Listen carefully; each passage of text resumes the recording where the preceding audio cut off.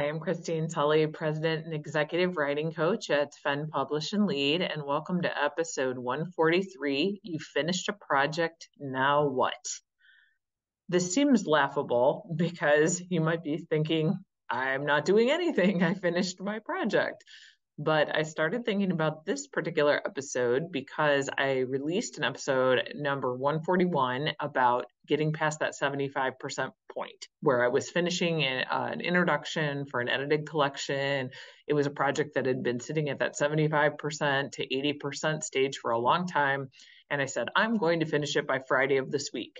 Spoiler alert, I did not make Friday, but I did make Monday. So this is the Monday that I actually completed that project.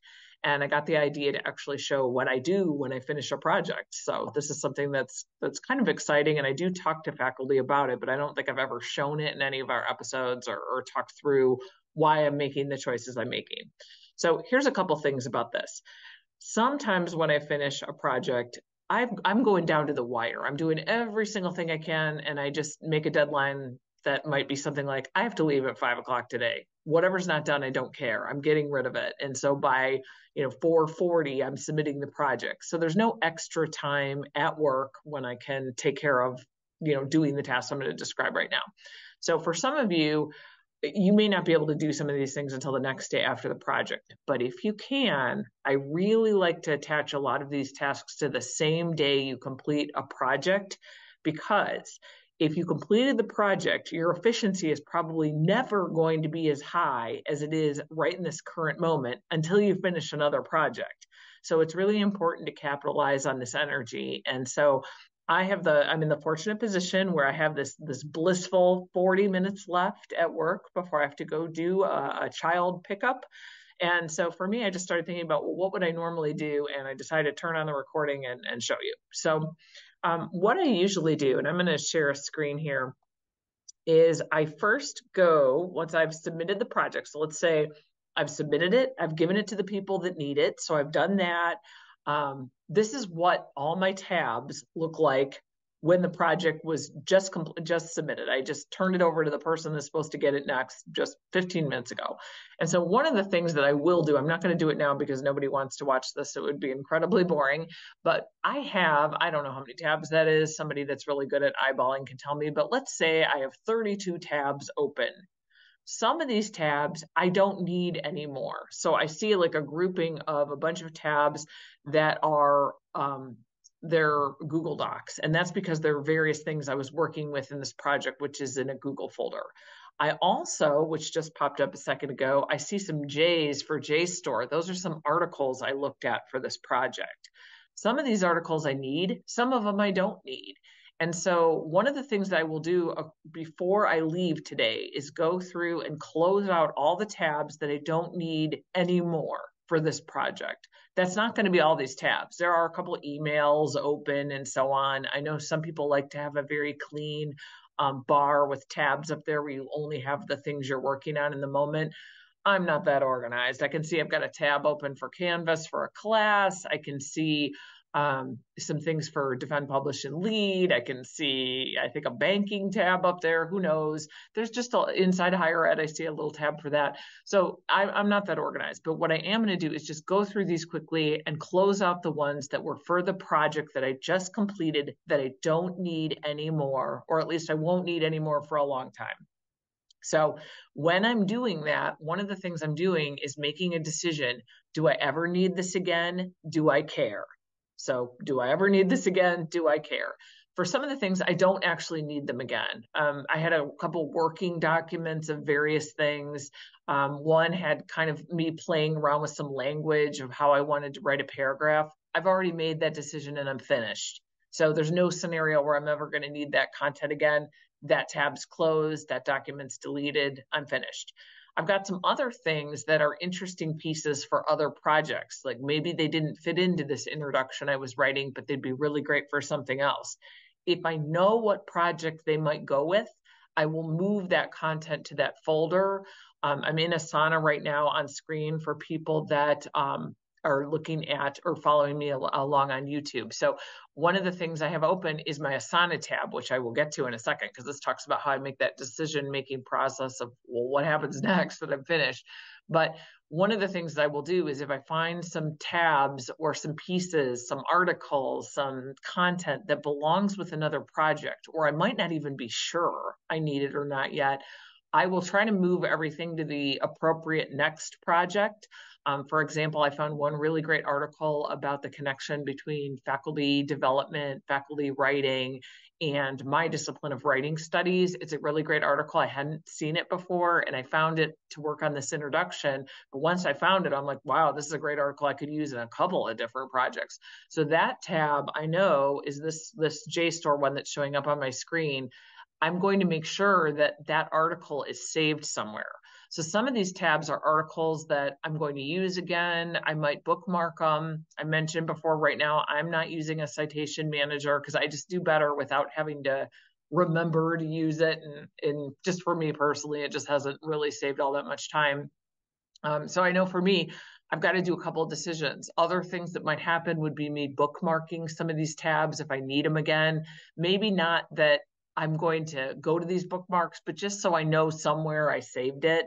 It's just kind of dealing with like closing the loop on closing this project and making sure I'm finished with it now. So a couple things that I do though in Asana, which is what I'm showing on screen right now, and I think more of what I'm interested in right here is sort of deciding what to do with these projects and determining if something's closed. So in my project list that's showing on screen, and for the record, you could be using Asana, you could use Trello, you could have a Word doc. I used a Word doc for years that had just a project management chart. You might use a yellow notepad to track all your projects. So like I've seen faculty just carry around one of these things. It doesn't matter what it is, but someplace on wherever you're tracking all your projects, you want to designate something as completed or not completed, or at least completed for now. So on my project list, I have a couple of different things. I have this revised introduction was what I called this project. In Asana, if I click on it, I can actually archive this project and send it to the archive. And what that does is eventually it won't show up in my recent projects because I won't have used it recently. So in my project list right now, I show 7 projects. This is probably not all the ones I have in here.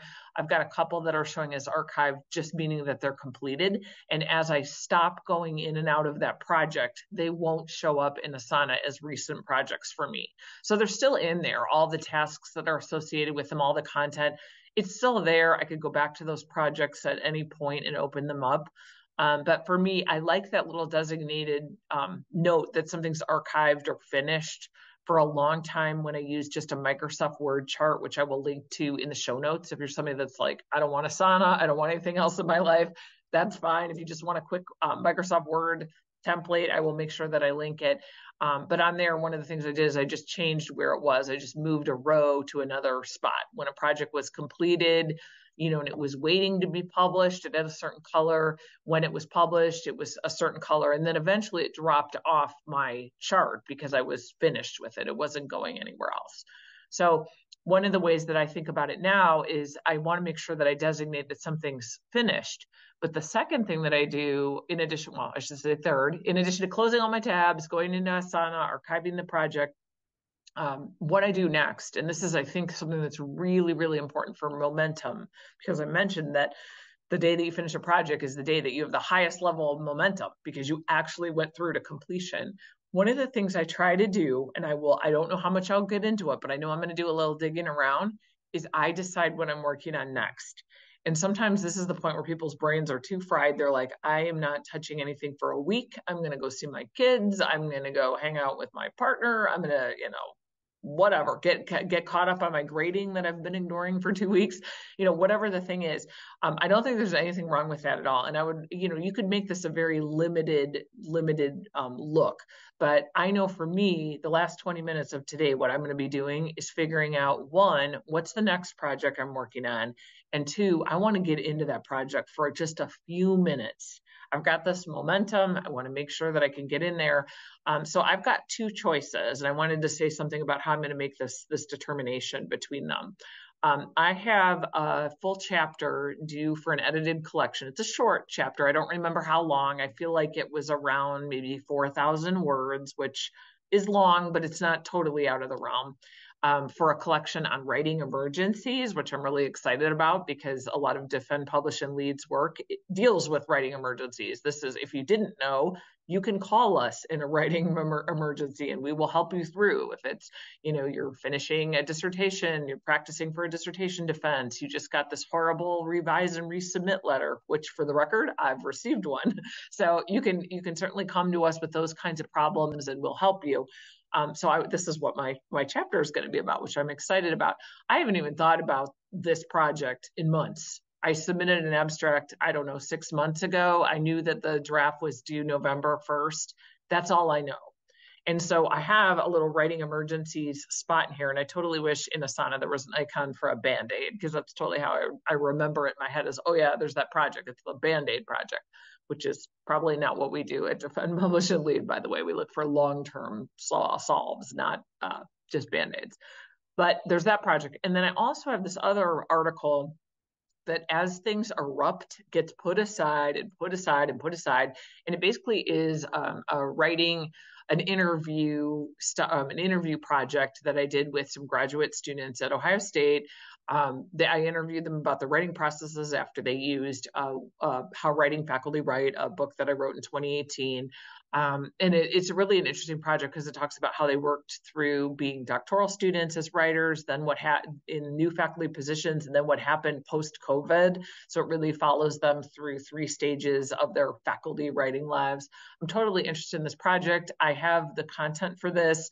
I've started doing the framing around it. I would say where I'm at with it is I'm around 40% complete on this project. So my writing emergencies, that project, I have nothing. I have a 0 beyond the abstract. It's not as long, but I don't have anything.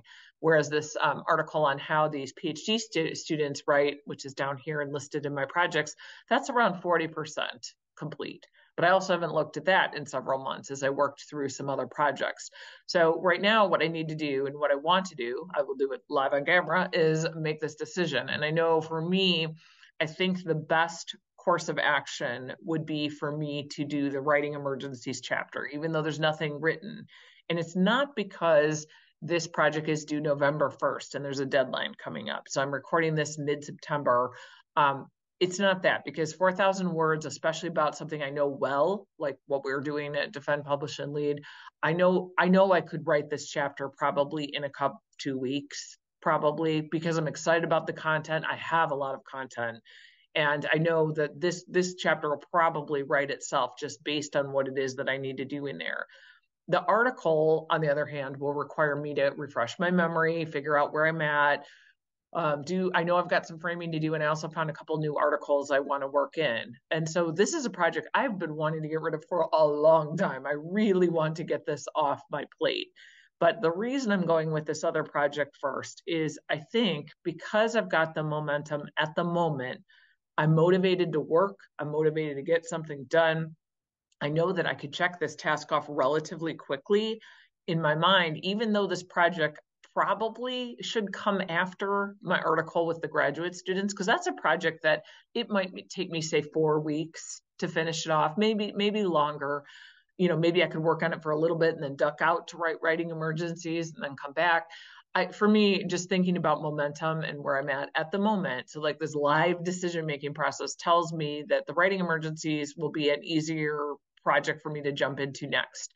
One of the other things why I'm making this decision, in addition to the fact it does have a due date, I do owe it to somebody, and it's shorter. I mean, all those things are very appealing. I know the content, it won't be difficult. Like there's many, many appealing things about it. But the other thing that's really appealing about this particular project is that I know that I can audio dictate a lot of this content, because I mentioned I use InkPad. I've linked to that in many, many episodes. So probably in the show notes this time, I probably will not link to the episode on InkPad. You can go back and check it out because you can use any kind of voice memo software. But I'm a big fan of doing audio dictation for projects that allow you to get something you're very excited about or that you know a lot about out in a more natural sounding tone. So for me, I can see that this chapter will lend itself to a lot of audio writing. And because it does, that means I can work on it in places I might not be able to work on the other article. So, for example, I spend an awful lot of time in the car pickup line waiting to pick up a child from school. But there's also, I have random slices of 15 to 20 minutes driving around town doing other types of errands. So for me, I know I can click it on and audio dictate away, email it to myself, because in InkPad, there's a way to kind of download your note, share it with myself an email, copy, paste it, drop it in Microsoft Word. I know I could build this article relatively quickly. So for me, that's the decision-making process I'm looking at. Part of this, though, once I complete a project, is I also look for sort of the long game. So for me, I work really in semester blocks now. I used to work in kind of 6 time segments over the course of the year, where I would work for, the beginning of the school year to our fall break at our university, which is around second week in October, from the fall break through the end of December. And then, so I do the same in the spring. So prior to spring break, after spring break, and then because I'm US based, in the summer prior to our July 4th holiday, and then after July 4th. So I was working in kind of these 6 time segments. I'm back to really working in kind of 3 chunks during the year: fall, spring, and the summer. And I know for me, if I think about this logically, I could have a scenario where I work on this writing emergencies project for the next 2. Let me give myself an extra week. Let's say I'm going to take 3 weeks to try to get this chapter completed. Once I do that, I can then move into the other article about the graduate student writing. And that should, if I have this kind of timed out right, I'm also thinking about like Thanksgiving week and the holidays, those 2 projects should take me to the end of the fall semester. Because just based on what kind of time is left in there and what's realistic about writing around the holidays and all that, I don't know that I could get anything else completed within that time frame. So that's where I'm making that decision. Finally, I mentioned that I had this revision that I had to do for my own manuscript on academic motherhood and time management. I don't know when that final product will come through again, and I'll need to give that some attention. I don't know if that will be sometime during this fall semester. It probably will be. So I may have to, drop again that article on writing with the graduate students for a few weeks while I work on something else. So just for me, kind of looking at this now, the writing emergencies chapter, I'm also thinking, what if I have a writing emergency and I can't actually get to it?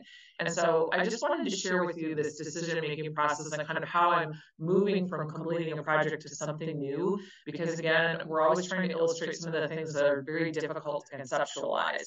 So I encourage others, if you follow us on Twitter or LinkedIn, if you've got some ways that you kind of close out a project and start a new one, if you want to share those, we'd love to hear about it.